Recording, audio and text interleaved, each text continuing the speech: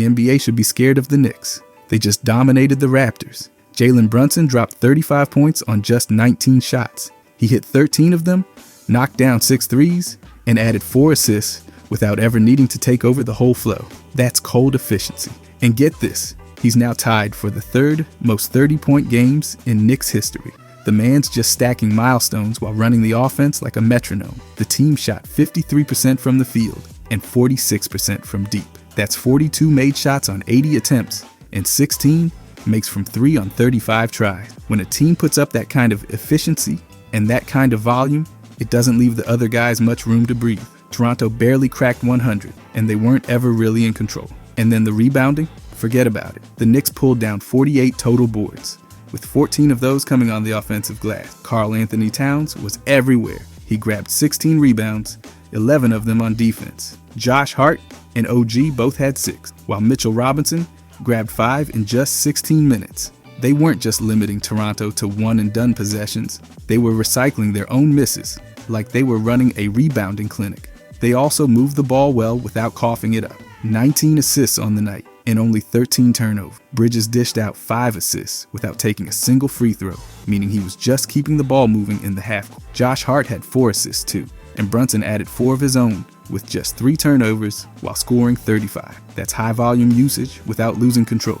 Defensively, they caused all kinds of problems.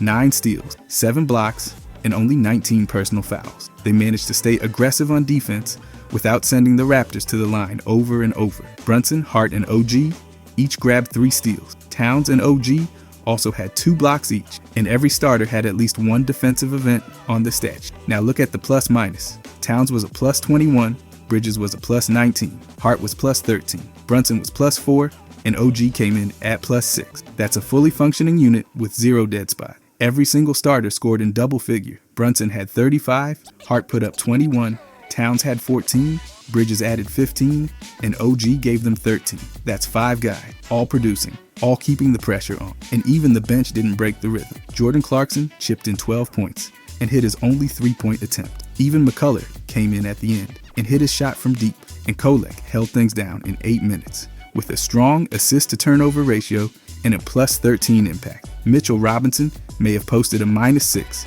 but 4 offensive rebounds and 2 steals in limited time still meant high-value impact. Toronto never had a real grip on the game, but when we talk about how dominant the Knicks are right now, we have to talk about their 6 main players. Let's start with Brunson. Jalen Brunson's been an absolute machine this season. Plain and simple, he's averaging 28 points per game while playing just under 35 minutes. That scoring average doesn't come from cherry-picking shots or stat padding in garbage time. It comes from consistently creating and converting tough looks night after night. He's taking over 20 shots per game and still manages to hit 47.1% of them. That kind of efficiency on that kind of volume, that's elite territory, especially when you break it down further and see he's hitting over 53% from 2-point range, which is wild given how many of those are self-created and come in traffic. From deep, he's just as tough to guard. He's making nearly 3 threes per game and taking over 7 per night. That's not some catch and shoot role player profile. That's a high usage pull-up sniper, forcing defenses to stretch out, chase over screens, and still get burned. It's spacing on demand, and it gets worse for defenders. He's getting to the line almost 7 times a game and knocking down over 85% of those freebies. So even on cold shooting nights, he's got a built-in scoring floor that keeps the pressure on. Then there's the passing. He's averaging 6.4 assists with just 2.3 turnovers, giving him a near 3-to-1 assist-to-turnover ratio. That's ridiculous for someone carrying this kind of offensive load. He's not just scoring, he's making good reads, moving the ball when the defense commits, and keeping the offense humming. His creation metrics are off the charts. He's in the 98th percentile for on-ball creation and overall load. That means he's doing more heavy lifting than almost anyone else in the league and still producing top-tier efficiency.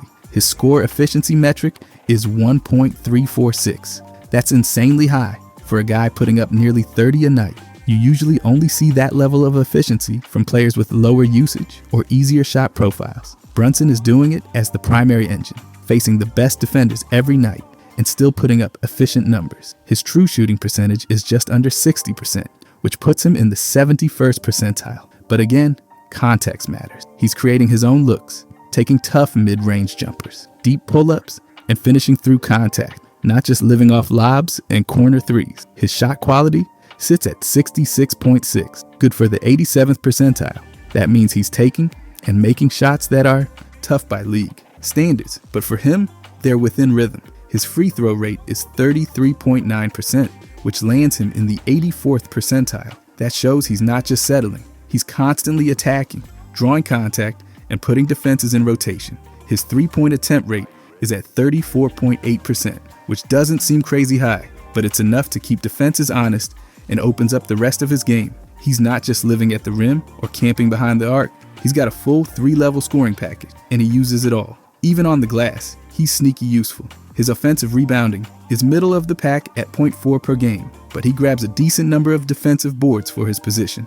That puts him in the 62nd percentile for defensive rebounding, which is solid for a point guard. His crafted offensive plus minus is 4.3, which is in the 99th percentile. That's as high as it gets. That stat basically says Brunson's offensive presence boosts the team as much as almost any player in the league. Defensively, the numbers are more muted, but not disastrous. He's giving you 1.4 deflections per game, and his defensive rebounding numbers are passable. His rim defense and block rate are predictably low. He's not a rim protector, let's not kid ourselves, but his personal foul rate is low enough to keep him on the floor and in control. His crafted defensive plus minus is minus 1.7, which is clearly below average. But when you look at the overall impact, it's a trade-off most teams would take any day. He's not a defensive stopper, but he's not giving up constant mismatches either. And considering how much he's asked to do on offense, it's more about keeping his energy balanced and staying out of foul trouble than locking anyone up one-on-one.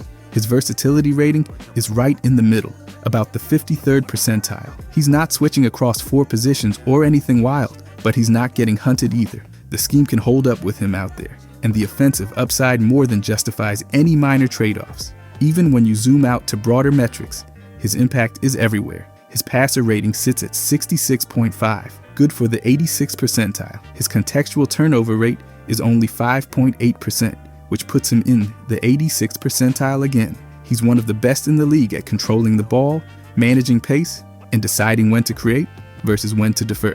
He's got a portability rating of 5.7, which lands in the 64th percentile. That means his skill set adapts to different lineups and play style. He's not system dependent. You can plug him into almost any offensive structure and still get efficient production. So when you add all this up, scoring, passing, efficiency, ball control, adaptability, what you're looking at is a true primary engine. Not just a guy putting up empty stats, but someone carrying real load, creating real value, and driving real wins. The numbers don't lie. Brunson's been one of the most productive and efficient guards in the league all season. OG's been carving out a brutally efficient two-way role this season without ever needing to dominate the ball. He's averaging just under 16 points in only 30 minutes a night, and yet the efficiency is straight up elite. He's shooting 48.5% from the field overall, but what really jumps off the page is the three-point shooting. He's hitting over 40% from deep on more than 6 attempts per game. That's 2.6 made threes a night, which turns him into a constant spacing threat, whether he's in the corner or above the break. That's high volume, high efficiency, perimeter scoring that doesn't need to be force-fed touches. From the free throw line, he's steady at 75.9%. Not a massive volume there, but enough to keep defenses honest when he gets downhill or attacks closeouts. It adds just enough scoring diversity to make him more than just a spot-up shooter. He finishes plays cleanly and rarely wastes possessions. His score efficiency rating is 1.314, which is excellent for someone who isn't the primary initiator. That number tells you he gets the most out of every touch. He's maximizing every possession without hijacking the offense. His rebounding is quietly strong too. He pulls down over 5 a game, split between nearly 4 on the defensive end and over 1 on the offensive glass. That might not seem like a huge deal, but it gives him a multi-dimensional presence. He can clean up on the boards without needing to chase stats, and he generates extra possessions on offense without sacrificing floor balance. His offensive rebounding sits in the middle percentile-wise, but it's enough to matter, given how often he's spacing out beyond the arc. Defensively, this is where OG fully flexes his value. He averages nearly 2 steals per game, 1.9 to be exact, which puts him in elite territory. He also adds over half a block a night, and his block percentage is actually in the 72nd percentile. That's not just solid for a wing, it's elite secondary rim protection for his position. He gets 3.1 deflections per game, which lands him in the 74th percentile. He's active, disruptive, and consistent in reading passing lanes. His RADTOV sits at 0.5 in the 83rd percentile, which measures the turnover value he creates through defense. That means he's not just poking the ball away, he's actually turning those steals into possession changes. On top of that, his defensive rebounding percentage is in the 69th percentile, and his overall rim defense impact is decent, even if not dominant. The rim frequency against him is just over 30%, which means opponents aren't regularly targeting him near the basket, and when they do, his contests and positioning hold up. His crafted defensive plus-minus is 1.8, and that puts him in the 91st percentile. That number reflects his overall defensive impact on team outcomes, and it's one of the highest among wings across the league. He's a true two-way asset, someone who guards multiple positions, doesn't foul much, and tilts the game defensively without needing constant help. His relative personal foul stat is strong too, with a negative 0.5, meaning he stays on the floor while staying aggressive. Offensively, he doesn't dominate the creation number, but he holds his own. His on-ball load is 28.2, which sits in the upper half of the league. His creation metric is a 3, putting him in the 55th percentile. He's not the guy running pick and roll after pick and roll, but he can take advantage of mismatches and create off the dribble when needed. That balance is what makes his game so scalable. You can slot him next to ball-dominant players, and he'll still impact the game without demanding touches. His passer rating is low, 29.5, putting him in the bottom quarter. But that's not what he's on the floor to do.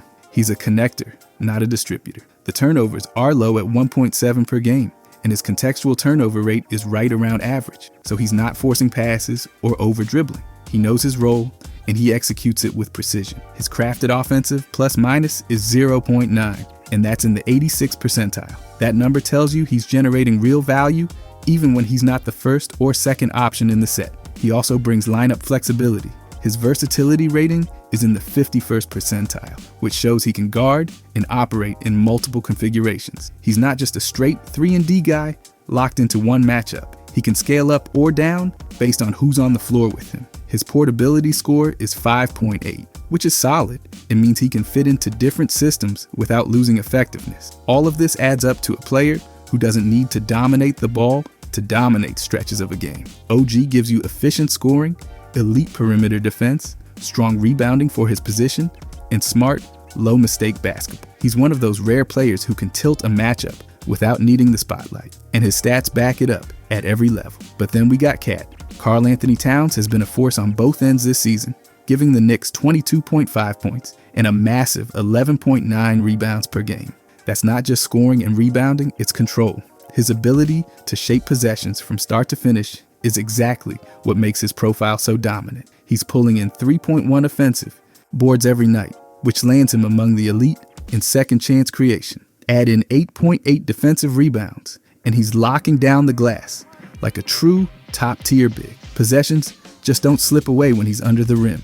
The scoring efficiency across the board is outstanding.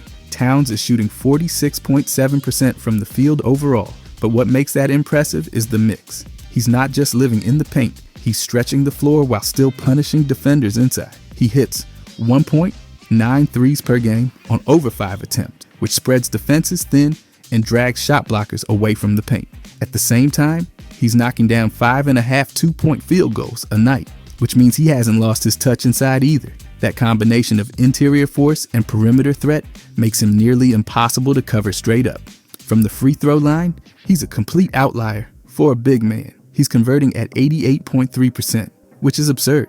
That's guard level consistency from the stripe, and he's drawing enough fouls to matter. His free throw rate sits at 39%, which puts him in the 90th percentile. That's top tier contact drawing, and it adds a reliable scoring floor to his already versatile offensive profile. His shot quality is also off the charts. A 71.3 rating lands him in the 92nd percentile. That means he's getting high-value shots, and he's finishing them at a clip that's among the best in the league. His true shooting percentage sits at 61.1, another top percentile number. His score efficiency metric is 1.424, which is elite considering how often he's creating his own looks and how much of the offense he anchors.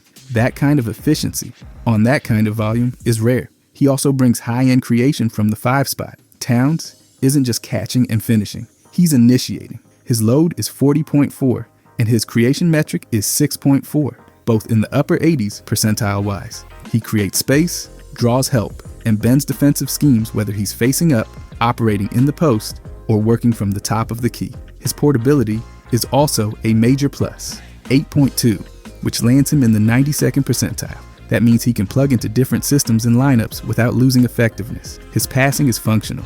A passer rating of 40.2 puts him right in the middle of the league, but when you factor in his role, that's still solid. He's not running the offense, but he's making smart decisions, keeping the ball moving, and avoiding high-risk mistakes. His contextual turnover rate is 9.4%, which is below average, but acceptable, given the amount of touches and shot creation responsibilities he handles. The ball's in his hands a lot, and for the most part, he's keeping things under control.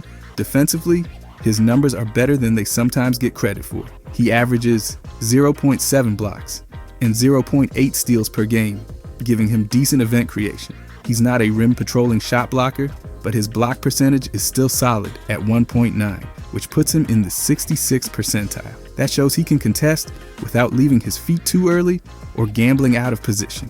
His rim defense impact rating is actually positive, minus 6.7, good for the 77th percentile. He's not a liability around the basket. He contributes 2.2 deflections per game, right in the middle of the league, and his RI/V is neutral, meaning he's not forcing a ton of turnovers directly, but he's also not letting plays break down on his side. His defensive rebounding impact, though, is elite. He's in the 93rd percentile for defensive rebound value. That tells you he's ending possessions with consistency and controlling the interior after misses. His versatility score is lower, only in the 21st percentile, which makes sense. He's not switching onto guards or covering wings, and he's not asked to. He thrives in more traditional defensive coverages, where he can anchor the paint and rotate on help. His relative personal foul rate is slightly above average at 0.8, meaning he's aggressive without being reckless. He stays on the floor, and that's more valuable than it might seem. On the offensive side, his crafted offensive plus-minus is 2.4,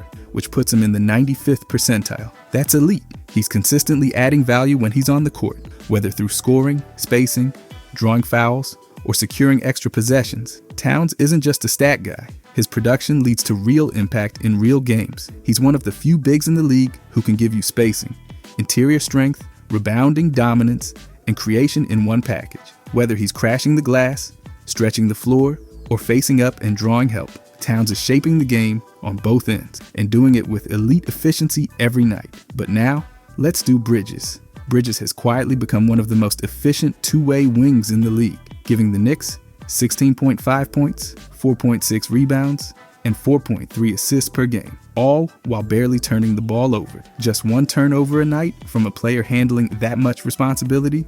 That's ridiculous. His assist to turnover ratio of 4.3 puts him in rare territory, especially for a wing whose job isn't just to pass, but to score, create, and defend. From deep, Bridges is lights out. He's making 2.3 threes per game on 5.5 attempts, shooting an incredible 41.3%. That's high volume, high efficiency perimeter shooting. Defenders have to respect him out there, and that spacing opens up the floor for everyone else. His three-point attempt rate is solid, sitting at 42.8%, which tells you he's finding a good balance between outside shooting and attacking the rim. Inside the arc, he's just as dangerous. He's converting an insane 62.6% on two-point attempts. That's not just a few cuts here and there, it's sustained efficiency. Whether it's on drives, mid-range pull-ups, or off-ball movement, he's finishing everything. His shot quality sits at 65.6, putting him in the 85th percentile. That means his looks are high value,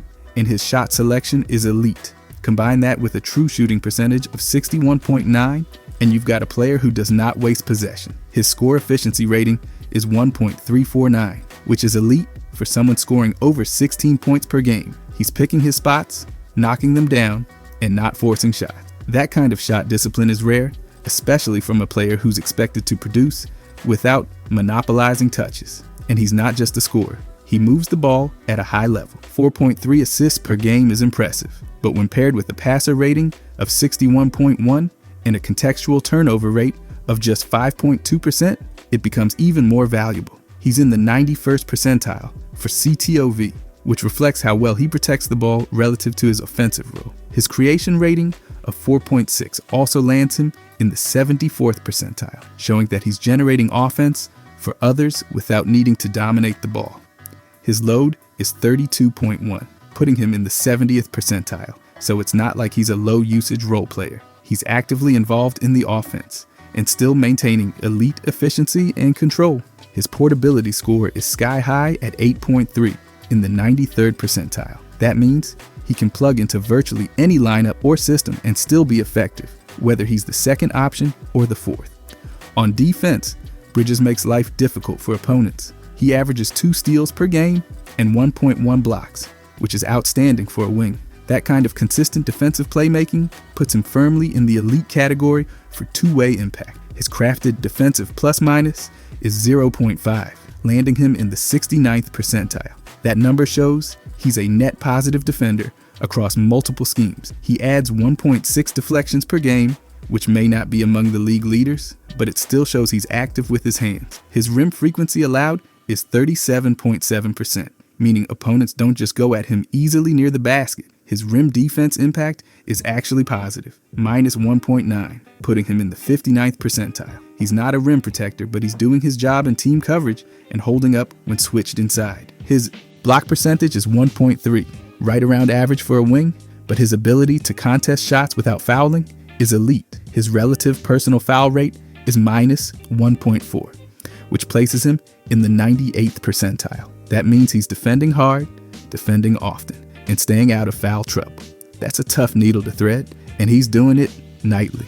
The defensive rebounding isn't great. He's sitting in the lower tier at negative 0.5, but with other strong rebounders around him, he doesn't need to carry that load. What matters more is that he's doing everything else, staying versatile, guarding multiple positions, contesting shots, and generating turnover. His versatility rating is 48.1, putting him in the middle of the pack, which makes sense. He's not switching across 5 spots, but he can guard 1s through 3s, and sometimes even 4s, depending on the matchup. His crafted offensive plus-minus is 1.2 in the 89th percentile, showing that his scoring and passing consistently elevate team offense. Bridges gives you everything you want in a modern two-way wing. He shoots efficiently from deep and inside, rarely turns the ball over, passes well, and plays high-level perimeter defense. He doesn't need the ball in his hands every play, but when he has it, good things happen. And when he doesn't, he's still spacing the floor, cutting into lanes, or locking down his matchup. The numbers back it all up. This is a player who adds value in every phase of the game. But then there's Hart.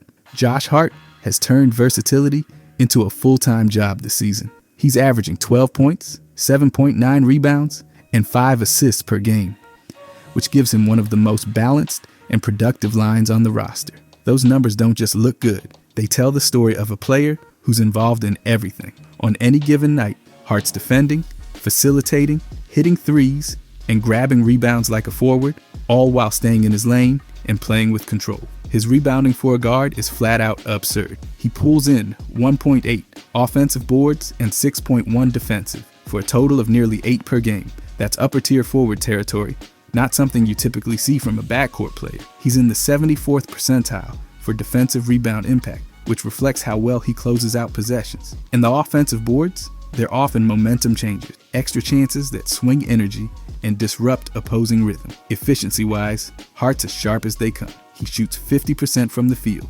38.4% from 3, and 81.8% from the free throw. That's elite role player efficiency. He's not just taking open shots, he's choosing his spots, and he's cashing in when it counts. His true shooting percentage is 61.4, which puts him in the 82nd percentile league-wide. And with a score efficiency rating of 1.352, he's producing points at a rate that rivals high-volume scorers, even though he's operating in a complementary role. What really sets him apart is his secondary playmaking. Hart averages 5 assists per game with just 2 turnovers, which gives him an assist-to-turnover ratio of 2.5. That's excellent for a wing who isn't the primary initiator. His passer rating is 77.4, putting him in the 95th percentile. That means he's reading the floor, making sharp decisions, and finding teammates in scoring positions without overcomplicating possessions. He's not a high-usage player, but his offensive load sits at 33.9, which is solid for someone playing this style. And he's still creating offense. His creation metric is 5.5, landing him in the 80th percentile. He doesn't need the ball in his hands for long stretches, but when he has it, he knows how to generate good looks for others. That's where his high portability comes in. With a score of 8, he's in the 91st percentile for plug-and-play effectiveness. He fits anywhere, next to anyone, in any lineup. Defensively, Hart brings controlled intensity. He averages 1.3 steals per game and adds in 0.3 blocks, all while committing just 2.5 fouls. That shows aggression without recklessness. His deflections sit at 4.1 per game, which lands him in the 86th percentile. He's active, anticipates well, and creates disruptions without needing to gamble. His crafted defensive plus-minus is 1.1, putting him in the 81st percentile, which confirms he's not just hustling, he's producing results. His rim defense numbers aren't dominant, but they're not bad either. He holds a rim defense impact rating of 2.2, landing in the 27th percentile, and opponents challenge him at the rim with a frequency of 35.6%. That's right in the middle. His block rate is low at 0.6%, but that's expected from his position.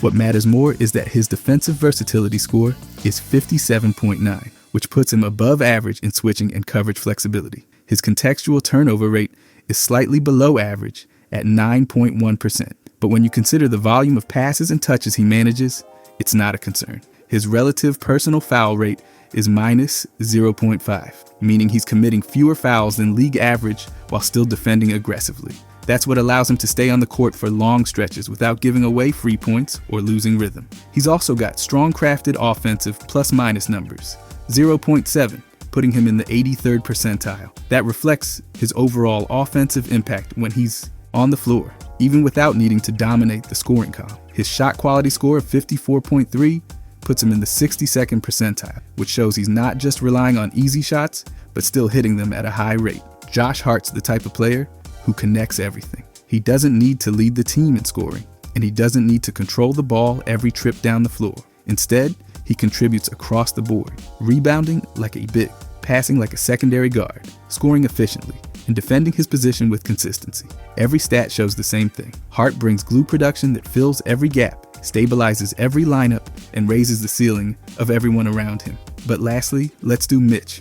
Mitchell Robinson is redefining what it means to dominate a game without scoring. He averages just 3.7 points per game, but that number might be the least important thing about his impact. His value lies entirely in controlling possessions, blowing up opposing offenses, and generating relentless second chance opportunities. He's averaging 8.4 rebounds in just 17.5 minutes per game.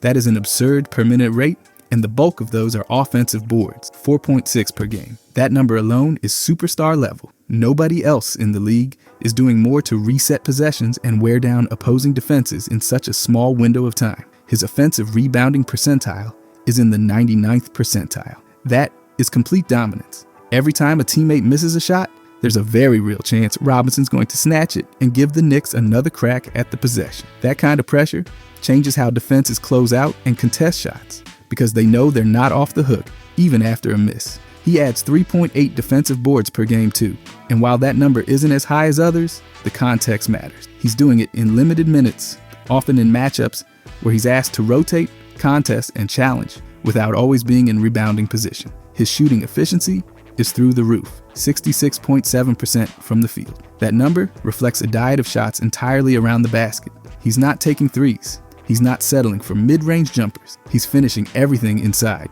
usually off offensive rebounds, dump-offs, or short rolls. His true shooting percentage is 63.8, good for the 90th percentile. His score efficiency rating is 1.410, which is elite. He never wastes possessions. If the ball's in his hands, it's either a dunk, a layup, or a pass right back out. His free throw rate is 38.3%, landing in the 89th percentile.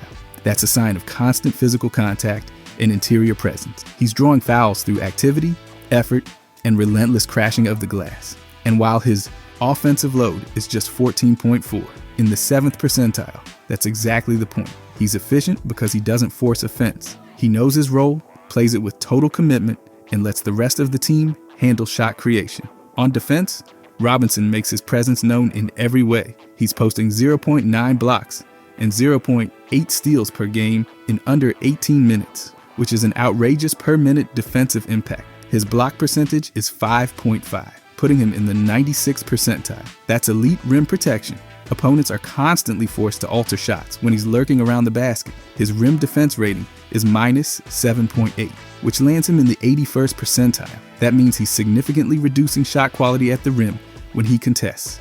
Opponents attack him at the rim often. His rim frequency is 45.8% in the 90th percentile. That just means he's the last line of defense on a ton of plays. He's asked to contest more than most bigs, and he's doing it effectively. His deflections sit at 3.2 per game, which is also extremely high for a center. That shows anticipation and awareness, not just physicality. His crafted defensive plus minus is 1.9, which ranks in the 92nd percentile. That's elite level impact. When he's on the court, defenses get better, period. He's a paint deterrent, a shot blocker, a ball disruptor, and a possession ender. He's not versatile. His versatility score is 6.3 in the 16th percentile, but he doesn't need to be. He anchors the paint, and he does it at a level very few players can match. His contextual turnover rate is high at 12.9%, but that's mostly because of his role in fast-moving interior traffic. He's not out there making risky passes or dribbling into traps. His passer rating is low, just 32.4, but again, that's not what he's being asked to do. He catches, finishes, and resets, nothing more, and the team loves him for it. His crafted offensive plus minus is right around league average at 0, but his rebounding and screening are constant value drivers. His relative personal foul rate is 0.9, which shows he's aggressive but occasionally foul prone. That's the trade-off for his physical play style, but even with that, his impact remains high. He's a possession engine on offense and a safety net on defense. Most players need the ball to matter. Mitchell Robinson just needs the paint. If you guys enjoyed this, I'll be posting every day. I'd genuinely appreciate if you could subscribe. Thanks for watching.